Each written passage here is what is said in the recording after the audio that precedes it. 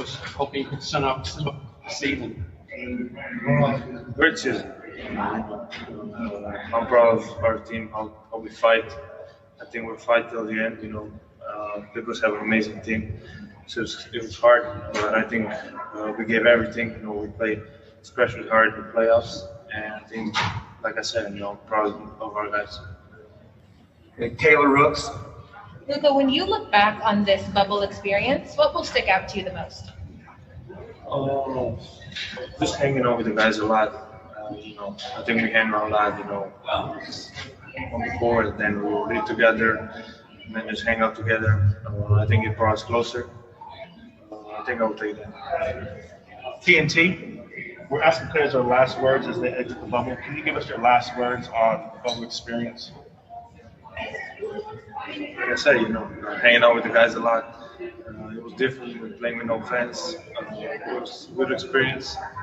I mean, the NBA did an amazing job, keeping everybody safe and giving us everything to do when we were not playing, and just an amazing job at the end.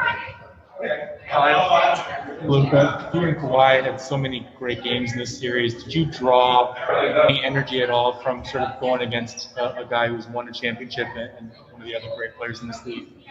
He's an amazing player. You can see it every game. He shows up every game. It's just hard to stop him. It's almost impossible to stop him. Like I said, he's an amazing player, and a lot of people look up to him. Mark Medina. Luka, how did you view the Morris round his ejection? It's terrible fall, I'm gonna say it was 2 games in a row he did something like that. And I really didn't. I hope so. The first game it wasn't on purpose, but looking back at the fall this game, you know what I think. So I don't want to deal with that kind of players. Just move on.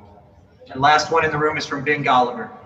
Coach Marlell said he expects you to come back next year with added elements to your game, sort of like Larry Bird or Michael Jordan have done in the past. Do you have anything in mind that you want to improve on after getting a test from a team like the Clippers? I mean, there's a lot of things to improve. You cannot work just on one thing. You work on everything. But I think I especially work on my shooting. That's my key, but you got to work on everything. Okay, Saad. Hey, Luka, when you look at how you had to operate through the game and honestly back through Game 4 as well, what does it say when a team doesn't die down even after you guys are down so much in the second half of games? And it shows that we want to win. Obviously they're gonna make a run. They're a team that can make a run, and they're gonna make a run. But we know that we can make a run. So I think you just never give up. We were fighting the whole game, and that's what I'm proud of. McMahon. Look, at the beginning of the season, you said the goal for this team was to make the playoffs. Obviously, you guys accomplished that. Where do you anticipate the goals being going into next year, and when do you anticipate having realistic goals of this team being a championship caliber team? I mean, my goal every start of the season is to win a championship. There's no other goal, so that's going to be mine. Okay, Dan Wilkie. Hey, Luka, the Clippers tried to defend you very physically. Obviously, you mentioned Marcus Morris. Was it mostly just him, or was it a team-wide thing? Do you think they tried to get under your skin in the series? I mean, they're a great defensive team. They have a lot of good defenders. They were switching.